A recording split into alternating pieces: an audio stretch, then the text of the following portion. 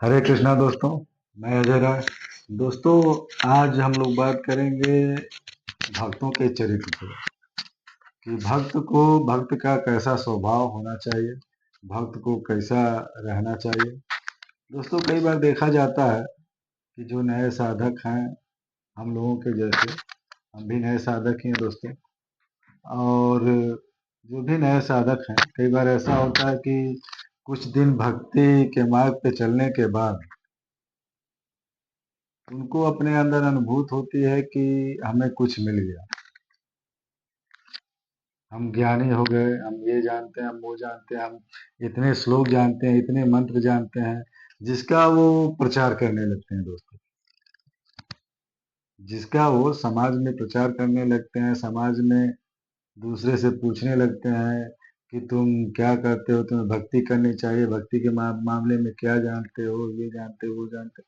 तो दोस्तों, ये सब बिल्कुल नहीं करना चाहिए।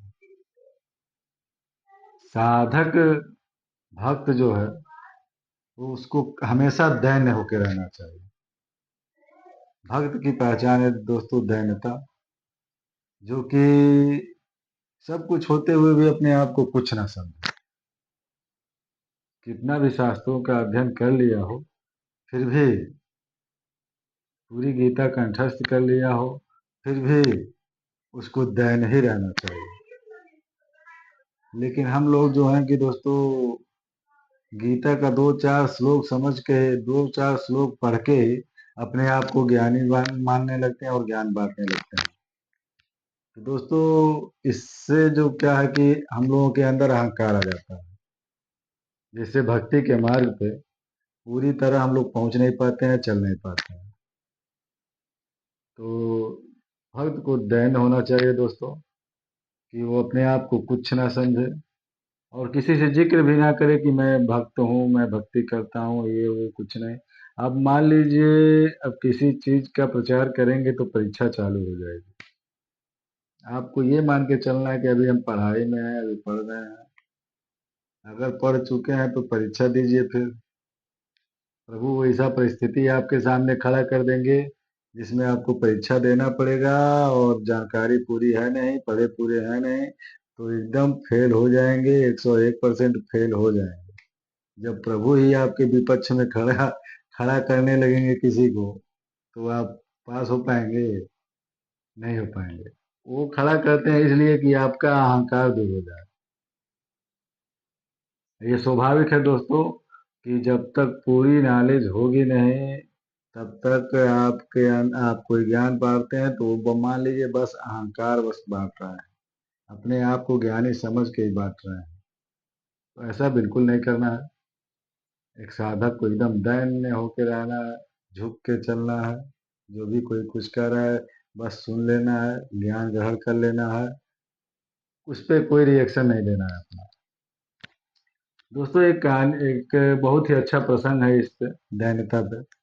एक सोपच वाल्मीकि जी का दोस्तों चरित्र है, जो हमारे गुरु जी सुनाते हैं। बहुत ही अच्छी कहानी है, एक बार जरूर सुनिएगा। वीडियो को बिल्कुल भी स्किप मत करिएगा दोस्तों। बहुत ही आपको इस कहानी से बहुत कुछ सीखने को मिलेगा। दोस्तों, एक बार युधिष्ठिर जी ने राजस्वी यज्ञ कराया, और उस यज्ञ में दोस्तों सभी प्रकार के महात्मा, ऋषि मुनि, ब्रह्म महात्मा, ब्रह्म स्वरूप महात्मा, महाभागवत, सभी लोग आए भोजन करने के लिए। तो भगवान कृष्ण ने कहा कि जब सभी महात्मा, संत, ऋषि मुनि पालेंगे, तब शंख बजेगा। अगर शंख बज गया तो मान लीजिए आपका यज्ञ पूर्ण हो गया। तो दोस्तों, सबने भोजन कर लिया, सबने भोजन कर लिया, लेकिन शंख नहीं बजा। तो युधिष्ठिर जी ने भगवान कृष्ण से पूछा कि प्रभु, अब तो सारे संत भोजन कर चुके, फिर भी ये शंख क्यों नहीं बजा? तो प्रभु ने कहा कि एक कोई भक्त है, एक ऐसा दैन्य भक्त रह गया है, जो कि भोजन करे तो शंख बज जाएगा, और वो बहुत ही दैन्य भक्त है। तो युधिष्ठिर जी ने कहा कि प्रभु, वो कहाँ है, वो भक्त फिर कहाँ है? तो कृष्ण भगवान ने बताया कि वो भक्त यही है, आपके ही नगर में है, और वो आपके यहाँ दोना पत्तल उठाने आता है।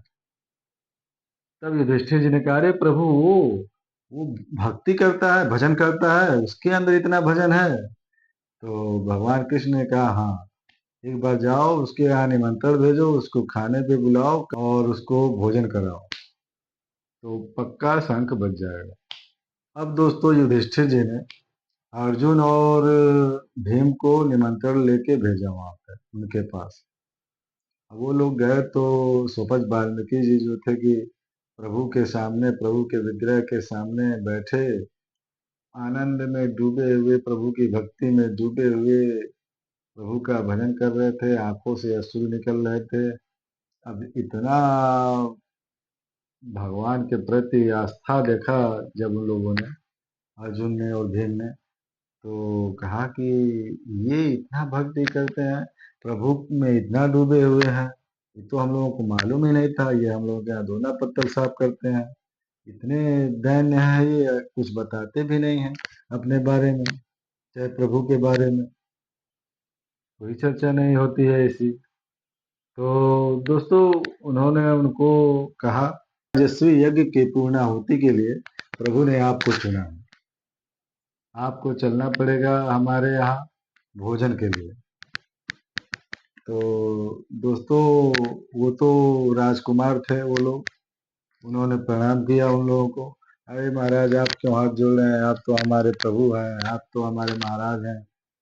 तो कहा, नहीं नहीं महात्मा, हम आपको पहचान नहीं पाए, और हमको प्रभु से ज्ञात हुआ कि आप तो बहुत बड़े सिद्ध महात्मा हैं, और हमारे यज्ञ को आप ही पूर्ण पूर्ण पूर्ण करा सकते हैं।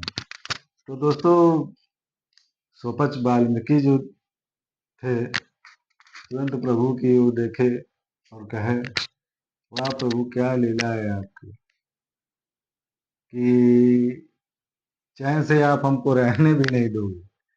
अब मान लीजिए वहां पे जाएंगे हम, तो कई बड़े बड़े राजा, महर्षि, महात्मा, महाभागवत लोग बैठे होंगे।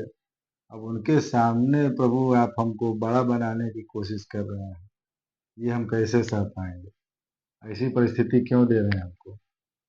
लेकिन फिर भी आपका आदेश है, आपकी आज्ञा है, तो हम जरूर जाएंगे। तो सुपच वाल्मीकि जी दोस्तों आए वहां पे, और रात भर जग के द्रौपदी जी ने भोजन बनाया, कई प्रकार के व्यंजन बनाए, रात भर जग के ढेर सारे व्यंजन बनाए, खूब व्यंजन बनाए,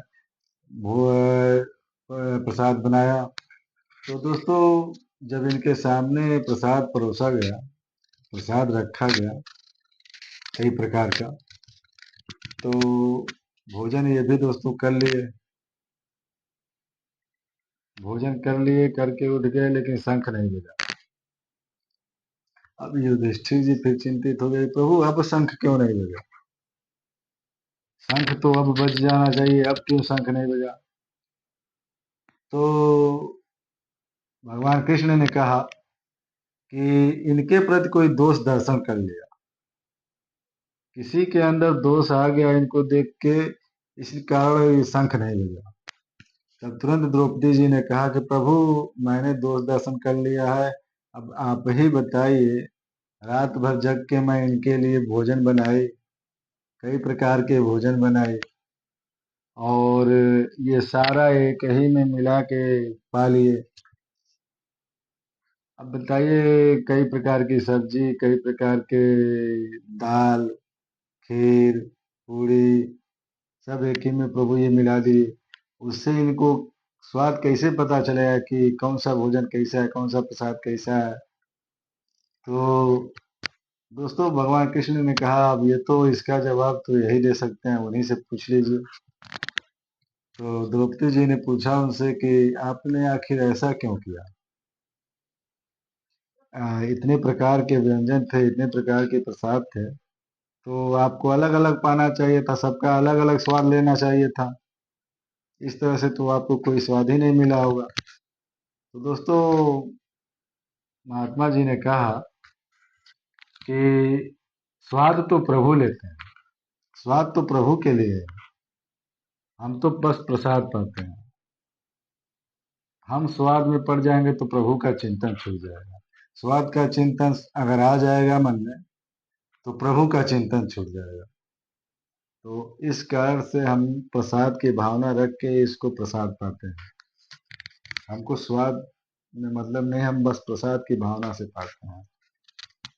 कुछ भी हो, हमारे प्रभु ने पा लिया, बस ये हमारे लिए प्रसाद मात्र है और कोई स्वादिष्ट चीज नहीं, बस प्रसाद मात्र। इसमें प्रसाद का स्वाद ही हमको चाहिए। तब दोस्तों उन्होंने कहा, मान गए प्रभु, वाकई में ये आपके बहुत ही अनन्य भक्त हैं, बहुत ही दैन्य भक्त हैं। और तब कि प्रभु कृष्ण ने कहा द्रौपदी जी से कि अब इनसे माफी मांगिए। और तुरंत द्रौपदी जी ने माफी मांगी कि प्रभु हमको क्षमा कर दीजिए, आपके प्रति हम हमारा दोष दर्शन हो गया।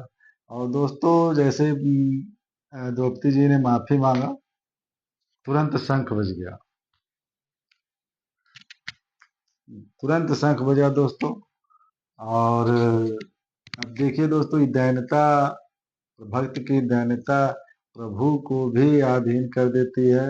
और कभी भी दोस्तों, अब देखिए प्रभु ने, तो दोस्तों दैन्यता ये होती है कि प्रभु वो स्थान देते हैं आपको। अगर दैन्य होके चल रहे हैं तो प्रभु खुद वो स्थान देंगे आपको।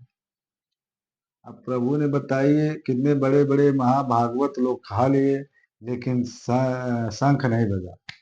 बहुत बहुत भगवत स्वरूप महात्मा, सिद्ध महात्मा, महाभागवत महात्मा, ब्रह्म स्वरूप महात्मा प्रसाद पा लिए, लेकिन शंख नहीं बजा।